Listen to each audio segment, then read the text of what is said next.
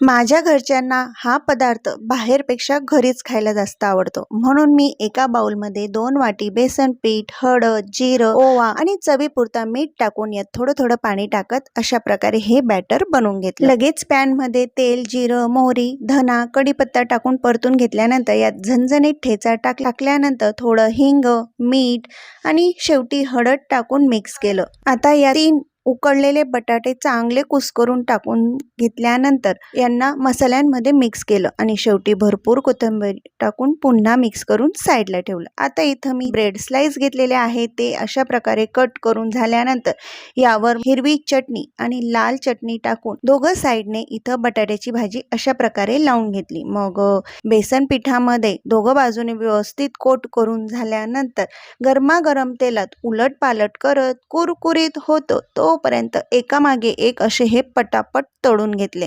वडापावची चटणी सोबत आणि झणझणीत मिरचींसोबत सर्व केलं। तुम्ही सुद्धा एकदा नक्कीच बनवून बघा असा हा उलटा वडापाव आणि घरच्यांना खुश करा। कशी वाटली ही रेसिपी कमेंट्स करायला विसरू नका। भेटूया नेक्स्ट रेसिपी।